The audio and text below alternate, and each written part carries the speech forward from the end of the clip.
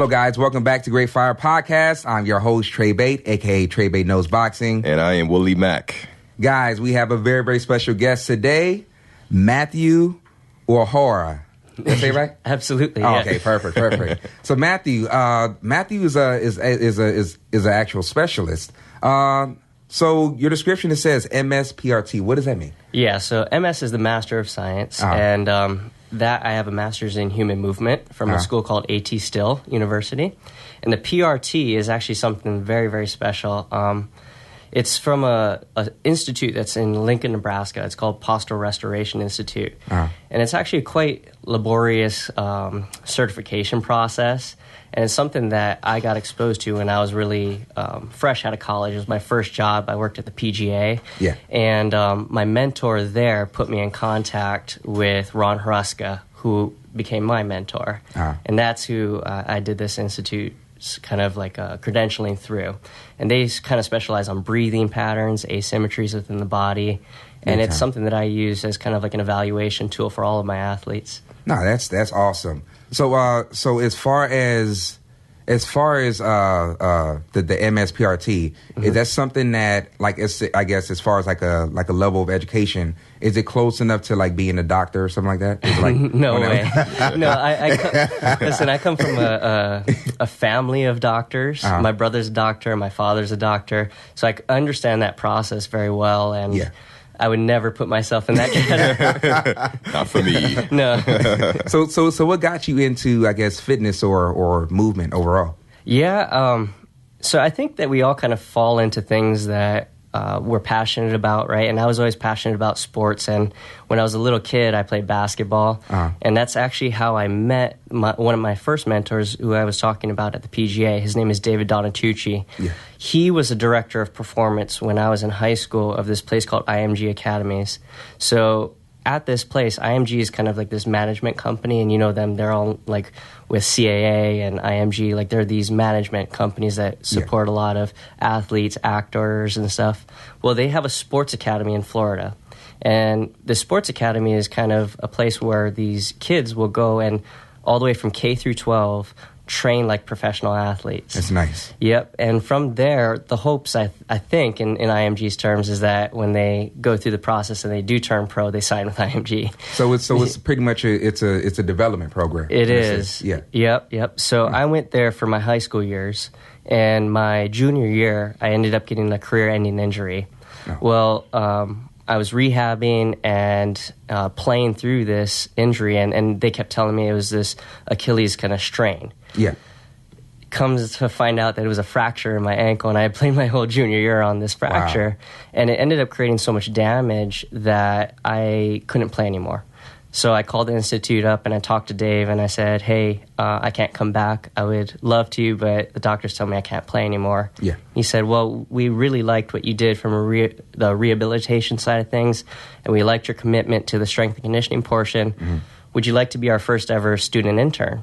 And so I didn't know anything about strength and conditioning, but I said, all right, let's do it. So I came up for my senior year, and the first day of work, he brings out this stack, like a Xerox copies of all these articles, like strength and conditioning journals, all these therapy journals, and he said, whatever you like in here, make a copy for yourself and read it. So I made a copy of everything. Hey, why not you want to? Yeah, and I ended up reading it all, and back in that time, we didn't really understand what information was good and what information was poor. Absolutely, it's very true. Very true. I ended up getting all these like bodybuilding magazines and like trying to read them and say, oh, this is how you train athletes, right? So I had all this information from that, plus the stack that Dave had gave me, and he allowed me to work under him as his intern.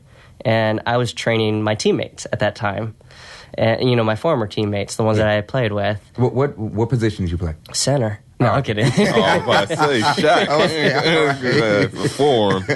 No, I was a point guard, but I grew up in Hawaii, and there's not that many opportunities for us on an island like that to be seen by basketball. Yeah, especially college coaches. They have to take such a far trip out to Hawaii to recruit you. Yeah, and unless you're playing on the big scene all the time, they're not going to know your name. Absolutely. And sending out videos doesn't really work. I get videos all the time. Do you YouTube clips. Yeah. So I went there to IMG to pursue my goal, and my goal really was to play for the University of Hawaii so my family could watch me play. Yes. That obviously didn't happen, but I ended up meeting people like Dave who put me on the right path. Well, through this whole senior year of interning under Dave, I decided that I wanted to pursue it as a career. Mm-hmm. Lucky for me, my father had always been supportive of my dreams, and he introduced me when I was a real young kid to this other strength coach named Jimmy Radcliffe. Jimmy Radcliffe was the strength and conditioning coach for University of Oregon, and he took care of their track and field, football, basketball, all of it. He's been there for over 30 years, and that's kind of unheard of in the college realm. That's very true. So he was the first person, him and my father were the first people that taught me how to lift weights. And I went to follow Jimmy because I said, okay, well, I've read all these stacks of articles and all these bodybuilding magazines. I have a little bit of information and knowledge now that maybe I could digest what Jimmy could give me. Absolutely. Right, what he was trying to teach me when I was a little kid. Yeah. So I went up to the University of Oregon, and I interned there for my freshman and sophomore years. And I worked primarily with track and field and football. Well, Jimmy is world known for his speed, techniques and mechanics, and he's really one of the founders of bringing plyometrics to America. Okay. And so I learned a lot from him and decided that from that knowledge, my junior and senior year, I would try to apply it to all these athletes that had dreams of playing in like the AFL, right? Like, because I wasn't going to get in any NFL combine guys. Right? So like ones that wanted to play in the AFL and had dreams of playing in Canadian football leagues and such. And I just went to work trying, and I had the trust of these athletes that I would do them well. Yeah. And I tried to pursue that myself in a sense of, like, I tried to lift with them. I tried to do all the speed work with them. I was on the field with them early in the morning before school would start. Yeah. It'd be like 5 a.m, and we're doing our work out on the fields. But, yeah, that's kind of how it went. And graduated with my bachelor's in human physiology there. After that, I went back to work for Dave, who was the director of performance now at the PGA, the PGA Center for Learning and Performance, and it was all the way back in Florida. Through IMG, I had also met another couple of great strength coaches who trained me as a basketball player.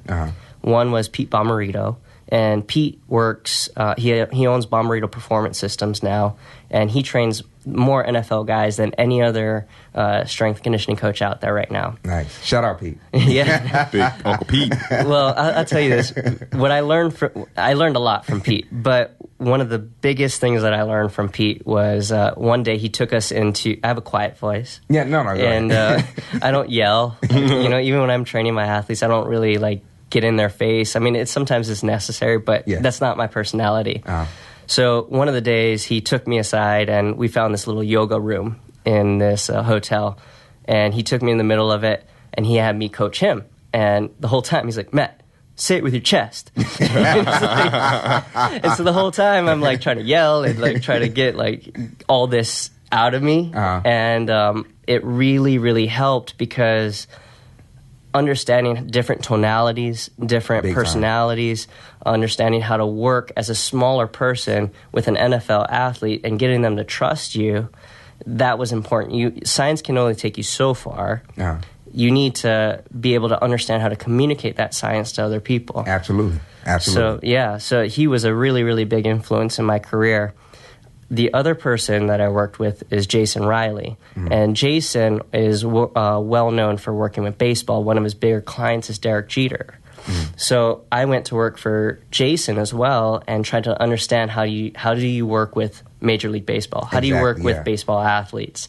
And Jason's more like my personality. He's one that when I was in high school, I wanted to walk like Jason. I wanted to talk like Jason. Too cool for school. So when I went to Saddlebrook to work with him, Jason had this different type of clientele that I had never seen before because I had been stuck with basketball, track and field, and football. And so I saw all these different weird arms, all these asymmetrical athletes, and, very much like what I had experienced under Dave working with golf. And it allowed me to apply my knowledge in a whole nother way. and see these things of that what repetitive asymmetrical motion does to a person. True. Well, like I said, I met Ron Huruska through Dave Donatucci earlier, and what Ron Huruska is all about is how we have asymmetrical breathing patterns. So I learned, like, oh, okay, I can maybe work with baseball in a similar fashion using this knowledge from PRI or this. Very true. Yeah. And apply all these techniques and kind of become a blender of all of it. You know, put a little bit of Jason in there, put a little bit of Dave, put a little bit of Pete. I like that. And I tried to make it my own. From all that, I had a weird call on the phone when I was in college. Just to rewind a little bit, I had an opportunity to work with an actor who came and was shooting a movie on the University of Oregon's campus, and he said. I was working at the recreation center at that time, and he said, Matt, I need a six-pack in 6 weeks because I need to shoot a sex scene. And I was like, okay, well, let's try it. Yeah. So through that connection, I'd always just stayed friends with him and, communicated about what was going on in my life, and he let me know what was going on in his life. Well, he called me up one day, and we were about to head into a movie. My family was down there to visit me, and he said, hey, Matt, do you know this guy named Sean Combs? I was like, yeah, I know him. He's like, do you want to work with him? And I said, I would love to work with him. Yeah. He's like, well, okay, well, I'm going to put you in this this name list in which they're going to choose from. Yeah. Well, it was down to me and another person, and he didn't choose me. Yeah. But I said, okay, well, I think that I've learned a lot from all of my mentors. And if I keep getting these opportunities that we're out in Los Angeles, why not just go out and pursue it? So I packed up my car and I just drove across country. Nice. No clients, nothing. So he was my only client for the whole first 2 months that I lived here. And I didn't know any gyms to go to. I didn't know how to run my business or anything. I just had confidence in my knowledge and that I was going to figure it out. That's true, yeah. So that's kind of how it all started. And luckily for me, one of the football players that I work with in Florida was going in between trainers and wanted to come out to L.A. So he became my first athlete client. He ended up having kind of a career year late in his career, which it shouldn't happen. Normally you have your career years early and then you start to tail off. So he had a career year, ended up telling his teammates about it, and then the rest kind of just snowballed. Yeah, so that's how I'm here today. Inspirational, man. You know what's so nice about your story is that there's a lot of people I know, like I mentioned, Stephen Kane. It's a couple of people, and we've all went through the same exact experience. Like we had this dream of being actual athlete. Something happened, as far as something within the medical world happened, and we received the injury that kind of put us out.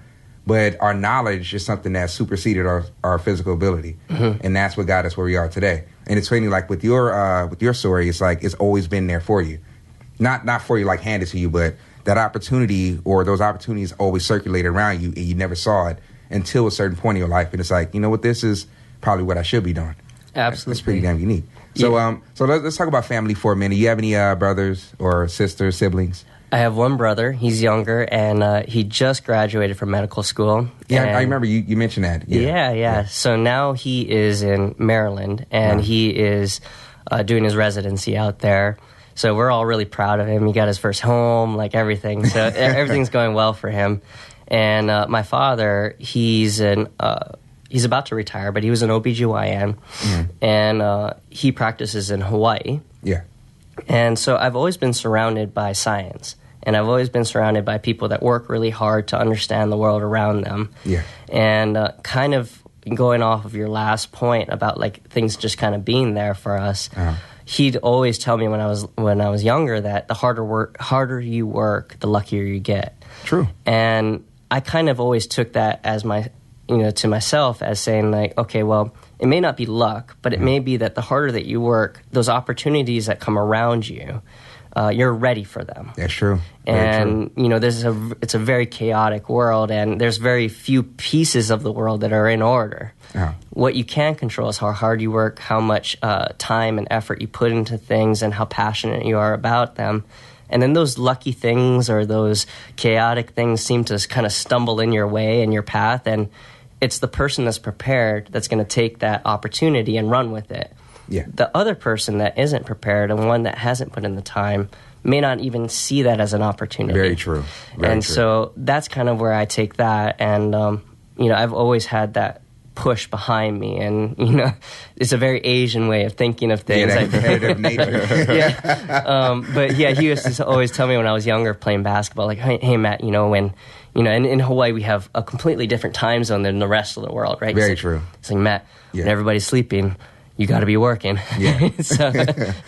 So is your mom the same way, or? Well, here's another cool Asian thing about this. But, so I didn't have a great relationship with my mother, and my family life can be looked at as very opposite. My dad being like this ordered kind of, I guess, untraditional. In a sense. Yeah. And then, having to deal with the chaos of, my mom had some mental disorders. And so having to deal with some of that, which kind of leaked out on us, like not unfairly, but in a way that I don't think most kids should have to go through. Absolutely. Seeing both sides allowed me to say, okay, what do I want to be as a man? Like, when I grow up, what do I want to be? Do I want to be more like this, or do I want to be more like all over the place? Very true. So you could take it both ways. A lot of people would take it and say, okay, well, I want to just lash out, right? And that's one way of dealing with things, and that's why I think you see a lot of these things happening, like school shootings and stuff around the world. The other way of looking at it, I think, is that's not what I want to be. I see good examples all around me, and there's a few that aren't so great. How do I take those lessons and the ones that I'm learning here, because there is evil in the world, there is good in the world. How do I take the lessons of these evil type of things and learn to become a better man? True. And so that was kind of my path around that. That's nice. That's inspirational, man. Goosebumps over here, man. Go ahead, man. So let's talk about Muay Thai for a minute. How long you been practicing that Muay Thai? You know what? Like couple weeks. So are you I have a karate background. Oh, okay. Yep. So my background is in karate, and I did it up until I was about 13. So for about 8 years, 5 through 13. And, I stopped it because of basketball, because I wanted to dedicate more time to it. Absolutely. When I finished my college career, I started watching things like the UFC and seeing that there were other martial arts out there, and there were other forms of using your body. And one that kind of stood out to me was Muay Thai. Luckily for me, I have a lot of friends in this LA area that are very good practitioners themselves. For sure. And I reached out to them, and every once in a while, I'm lucky enough to practice with them. And I think my background in movement and my background in karate allows me to learn those things a little quicker. So I think there is a hurdle if you can't move properly that you have to go through. You maybe have to gain some range of motion. You maybe have to gain some understanding about how to produce power. Big time. And that's our world. Yeah. When we deal with athletes, we deal with that all the time. So it's taking those similar philosophies and saying, okay, how do I learn a new skill, one that I'm not great at?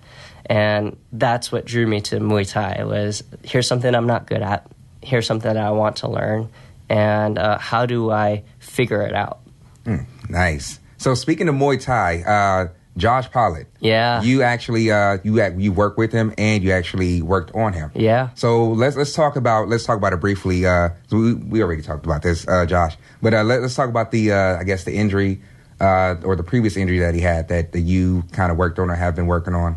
Yeah, so Josh was dealing with a lot of back pain and shoulder pain, and it was kind of running up into his neck as well. He had a hard time rotating his head left and right. Yeah. And the way that I look at injuries is that the injuries are the symptom. They oftentimes are not the cause of what's going on here. Sometimes you deal with like car crashes, and yes, that's the cause, right? But sometimes we get these things in our body like, oh, my shoulder doesn't feel so good, or I got this headache, or I have this kind of weird rib pain going on, and it's not the rib's fault. It's not the shoulder's fault. And so I look at it as the human in a sense of, I know it's going to sound like, oh, woo-woo, but I do look at the personality. I look at the lifestyle and the environment that a person surrounds himself with. And then I use the biomechanical evaluation, a lot of what I've learned from PRI, to check my my evaluation of that person. Yeah. Am I right in thinking that this character should look biomechanically like this? True, very true. And what we ended up finding is that with Josh, he was fighting a lot in a sense. I mean, he's a fighter. Yeah. but he was fighting a lot to breathe. Yeah. Meaning, like, he was having a hard time getting air into his chest properly. And this process of being a fighter and a process of living in a world, in his world especially, where the oxygen demands are much higher than the average Joe. For sure. You're going to have to get air into your chest somehow, right? Yeah. You're going to take roughly, on average in the Western culture, we take roughly about 20,000 breaths a day. With an athlete like that, you're going to take somewhat higher, right? And within the range of what would you say, maybe about 30?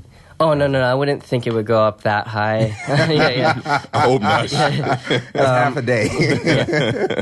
But with the demands being high, I would say that every breath he takes pulls him further into a pattern that produces these symptoms of pain. Mm-hmm. So unless we get in the way of that breathing pattern and we encourage him to enter into a new space of breathing, whether filling different portions of his lung or whatever, then it will further his pattern. The pain in his neck, the pain in his back and the shoulder will continue happening. It'll get worse, and he'll layer on biases, meaning that if I think that walking down the stairs after I sprain my ankle a certain way is good for me, then I'm going to continue to do it. Yeah.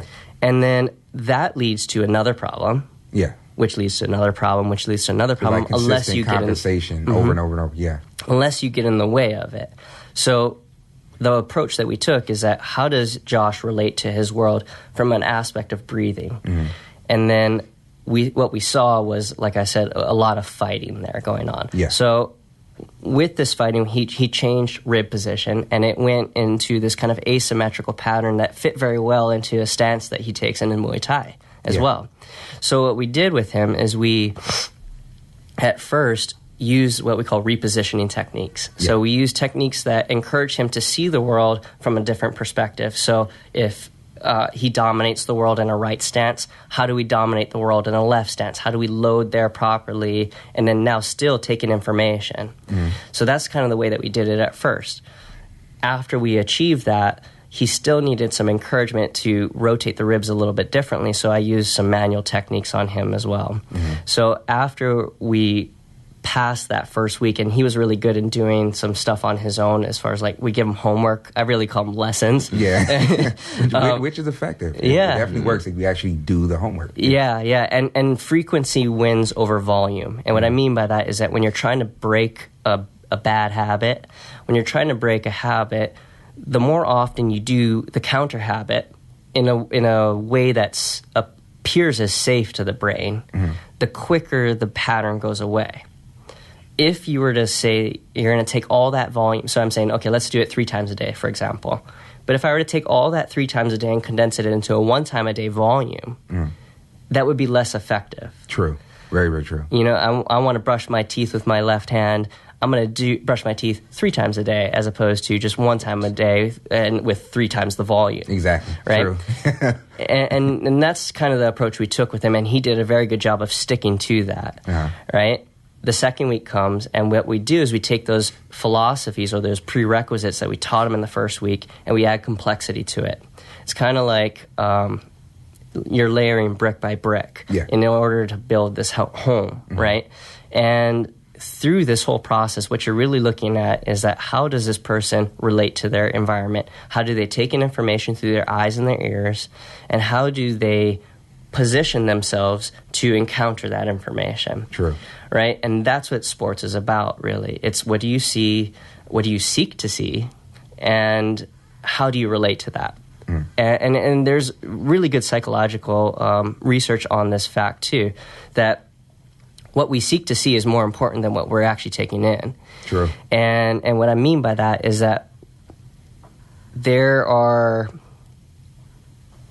processes of awareness in the world that rely upon how much information that you've taken in the past, and how do you take that information and move forward with it. True. And that moment of transition is the present moment, right? So body positions can encounter themselves that way as well. And what we found with Josh is he had this gigantic asymmetry that was leading to all these torques in the spine and was causing these pains. And so what we did with him was encourage him to say, okay, what I want you to seek to see is the world in a different way than you've seek to see in the previous lifetime. You know, talking about your past Josh. Yeah. Right? And that was with this left stance and a different torque in the spine. So if now he has both ends of the spectrum, and neither one of is bad. It's just now you have options. I can relate to it from a right stance, or I can relate to it from a left stance. And having those options allows freedom of choice. And it's relieving to a brain to allow yourself to choose from many options as opposed to just one. It's kind of like what you mentioned before as far as, seeing different sides of your family. That's the same thing. Once you can see both sides, you can the brain will figure out what's right for the body or for you, in a sense. Yeah, the less options a body has to move through to relate to their environment, the more rigidity you produce. You actually want, as a human mover, instability. Uh-huh. And that's a weird thing for people to see, but we as bipedal movers, ones that move on 2 feet, we actually carry our center of mass much higher than we're supposed to. We're not symmetrical. Our center of mass is roughly located about L3, L4, which is about our belly button, roughly. Yeah. And if you look at the length between our belly button and our feet, it's much longer than it is from our belly button up to our head. Very true. We're this upside-down pendulum that can tip and rotate and move very well. But the more chronically more rigid you get into patterns and more chronically you get into pain, the more symmetrical you get in our movement. So we actually tilt our pelvis forward, we flare our rib cage open, and the center of mass drops towards the floor. You become very stable, but you can't have any options. Yeah. And in that space, anything outside of that framework is a fearful moment. Yeah. And when it's a fearful moment, anything that happens outside of that, you're more vulnerable to. So as far as a shape, what are humans? Which shape are humans more relative or related to, if anything? A triangle, square. I always relate it to an upside down pendulum, meaning I flip a pendulum upside down and I can tip it any kind of way and it should topple. Yeah. That requires very little energy to move, right? I have to overcome less inertia if I am asymmetrical, and especially if more of my mass is carried vertically, right? The lower I go to the floor, the more force I'm going to have to create to initiate a movement. For sure. It becomes more energy taxing. And in this world where we depend on energy, it's a calorie in, calorie out kind of thing. And I'm not talking about food. I'm just talking about this translation of energy. Absolutely. In that world, the more energy efficient you can become, the more energy you can spend on other things, like having a large brain. True. And that's one of the thought processes about why our brain has expanded to the size it has, is that when we started cooking meat, we actually broke down the meat into a way that we didn't have to work so hard to digest it. So we could expend this energy on other things. And by taking in more protein and all those things, we allow for our brain size to increase. So those same kind of processes, those physical laws that we deal with, are related to motion as well. Mm-hmm. And the more unstable we can become, and the more asymmetrical we can become, which is a good thing, the easier time we have to move. Mm. So a quick question. This is kind of going back to what you mentioned as far as your coaching style. As far as the tone that you use, as far as coaching, do you think that has a certain effect on the workout or on that person? Absolutely, yeah. So Ron Haruska, going back to him, right?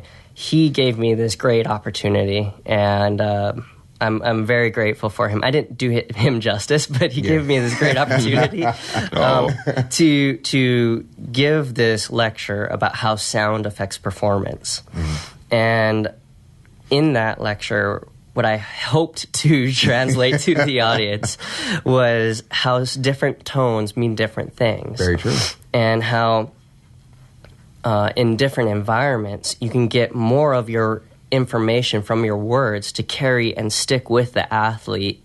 Very true. Than using other words, and what different words mean to the brain, and what they relate to in a sense of what does reaching mean to the brain, and what does grasping mean to the brain, and what consonants allow you to take in more information. So when I'm speaking to them, I do try to emphasize certain things in a especially a loud weight room, or we'll choose different equipment based on the sound that they make against something like a wall, or a floor. And that's amazing. Yeah. So there are ways to manipulate the environment, whether it be from your coaching cues, the words that you're choosing, or even the equipment that you use. I've noticed from my experience, the tone that I use, it really changes their perception. Mm-hmm. So what they saw in front of them before, it completely changed. Now they can visualize it a little bit better. Absolutely. Literally just based on the tone, and of course certain verbal cues, certain words that I would use to like help them understand, or let's say certain examples that I give them. Like I don't know, I can't think about it right now. I've been coaching all day, but that's definitely that's a great point. That's definitely a great point. Let's talk a little about some of the athletes that you're training. Let's talk about Festus really quick. Fe. So he what type of injury did he suffer that kind of took him out for a little bit? So Festus had a knee injury that it was a really, really kind of unique injury in which he had to get a cartilage replacement for. And with that process, you wait for cadaver, but you have to wait for a cadaver that's quite fresh, right? So it has the cadaver has to have been dead less than 10 days, basically. And you need that transplantation within that time period. Now, also with that, you need a special person, one that is roughly your size. And then, oh my God. And he's a big dude, yeah, right? He's a big guy. How tall is he exactly? He's about 6'11". Yeah, he is. He's a big dude. So then the reason why that's important is because the tendon in which they're replacing needs to be able to undergo the amount of force that he's going to have to utilize on the court. For sure. So in that process, it's a good year of rehabilitation, and he's still going through rehab right now with his therapist, and I'll see him for more of his upper body days. And what we try to do is we kind of sneak in these little philosophies about how to move your lower body, absolutely, in integration with your upper body, so that the gap isn't as large between what he's doing in rehab and what he's doing in his actual training. So that's kind of where we're at with him, and I love Festus. He's one of my favorite people, and his spirit is always high. Absolutely. And he has such a great mindset for somebody that's going to come back better. And I truly believe, and I told him this within the first week of meeting him, I said, I promise you put in the work the way that you're doing it, we will be a better athlete after this. Absolutely. Than we will have been before it. One thing I know is he believes you big time. He believes you. He trusts you a lot, big time. Yeah, absolutely. It's mutual too. I wouldn't have said that to him if I didn't have trust in him. Yeah. And I really am grateful for the relationship that I have with all of my athletes. I truly love all of them, and I'm friends with them in a sense of our friendship goes beyond just what we see each other in the weight room. Like, we'll hang out, we'll have lunch, we'll go watch games together. Yeah. We'll send each other funny videos through Instagram. and I don't think most people in the training world have that type of relationship. That relationship is extremely important. Mm-hmm. It changes a lot. What I wanted to create was basically a small family, and that's kind of why my Instagram is Leaders of Movement, because I consider all of them leaders. Yeah, it's not me. It's a philosophy that we're trying to preach to people, that these people that carry a mindset in which they want to get better every day, that they're passionate about making the world a better place around them. Mm-hmm. They're who I consider leaders. Absolutely. And if we can get together and create this kind of movement in which we have a whole bunch of them, then hopefully it encourages other people to follow, right, and become leaders themselves. Because all of us will have certain passions in our life or certain movements that we're going to have to lead. Absolutely. And that can be positive or negative. True. Right? So might as well be positive. Man, I believe in you. I just met you, man. For real. Keep going, man. So quick question. Let's talk about marijuana in sports. Yeah. What is your opinion on that? Is it a good thing or a bad thing? I don't know. I think that it's going a little crazy right now, where at least not from the people that I work with, but I think a lot of people abuse it because it's now becoming legalized and they're overdoing it. They're Absolutely. using it as their only means to recover. So you think it should be used in doses, in a sense? That, or I don't think the research is quite out yet on what it does to the actual tissue. So I think that might be something to look at, and it might affect them in a negative way. It might make the tissue more susceptible to injury in the future, even though it makes them feel better. It reduces pain. We all know that. It has these great anti-inflammatory effects, but I don't know what that does to a tissue, because sometimes inflammation is a good thing. True. Sometimes swelling brings about all these healing properties to that tissue and those areas that have undergone stress. So it's this balance, and the body is so special in a way that we have gone through millions of years of evolution, at least from the human aspect of things, to allow for ourselves to heal from the stressors of life. And a lot of times the stressors of life are a lot less stressful than the ones that we're encountering right now. Very true. More of the stressors that we're encountering now are emotional, they're psychological, True. but less of the physical, unless you're talking about athletes, right? In the athletic population, I don't know if taking marijuana and taking It's a pill. I don't know if smoking marijuana allows for proper recovery. And I'm not just talking about the reduction of pain. I think recovery is multifactorial. Absolutely. And sometimes I think it could put you in a mental state where you feel like you can do things that your body might not be ready for. And so I'm not... Oh, wait. That's a great point. That's a great point. Like, I'm thinking about it. I just thought about that. That line is... That's a good point. That's a great point. That's a great point. I'm not sure. And I hope for... the athletes' sake that are taking marijuana right now, that I hope that it is all it is beneficial for them. Yeah. Because I know that a lot of them believe in it, and a lot of them are using the opportunity of its legalization in the States and in some of the leagues to use it as a recovery tool. But I don't think that they should forget about the other forms of recovery as well. Is a belief powerful enough? I don't think the belief is powerful enough if it's talking about just the tissue. Uh-huh. I think there are these properties that are purely physical that, yes, belief can encourage you to drop off these sensations of pain and such, and that sets you up for a good position to recover. But I don't necessarily think that the belief will change the tissue. Mm-hmm.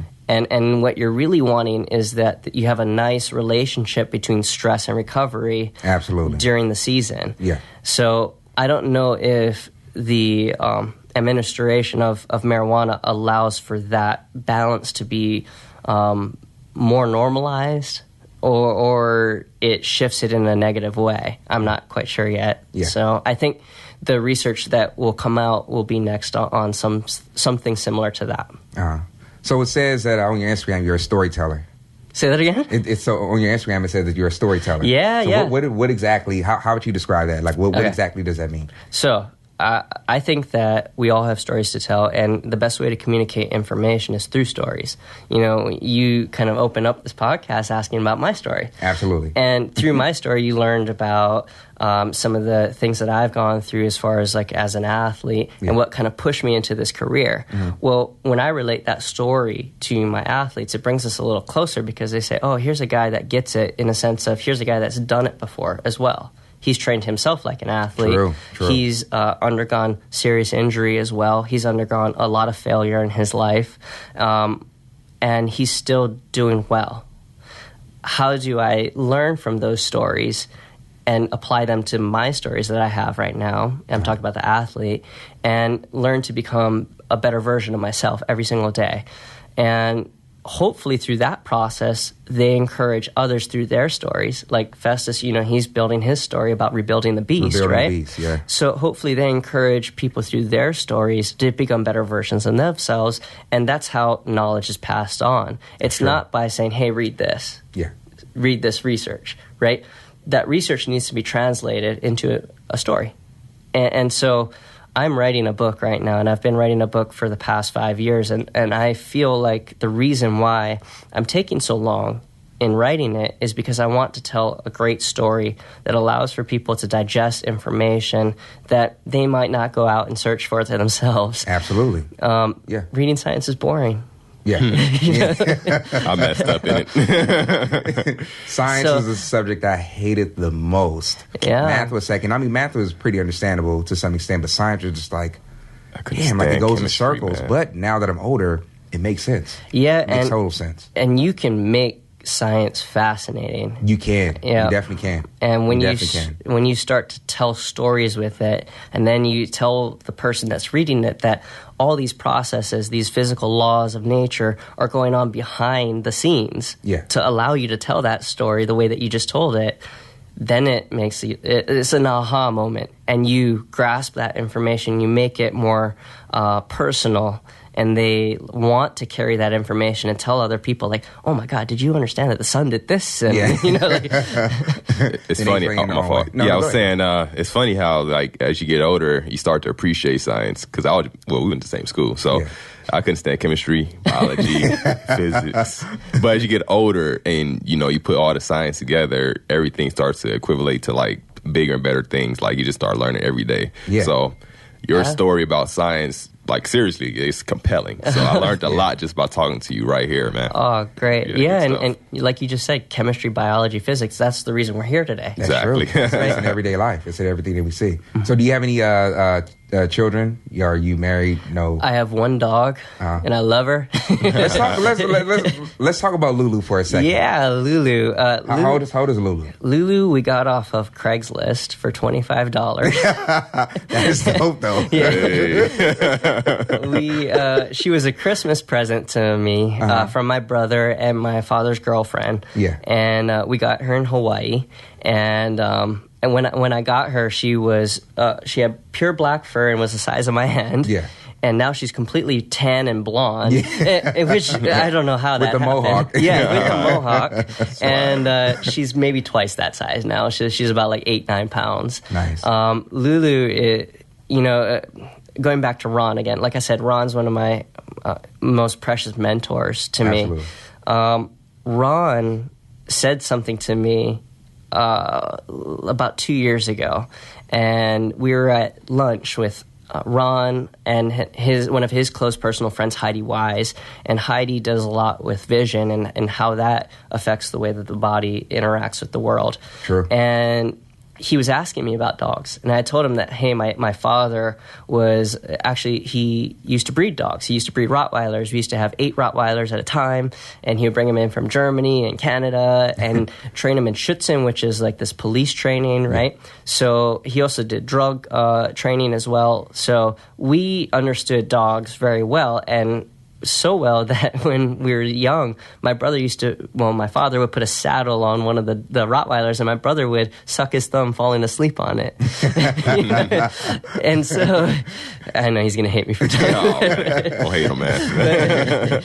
But I've always been around dogs, and so what Ron had said was that the way that humans relate to dogs tells a lot about how well they can coach other humans. And it's absolutely true because all we have between dogs and us are body language, right?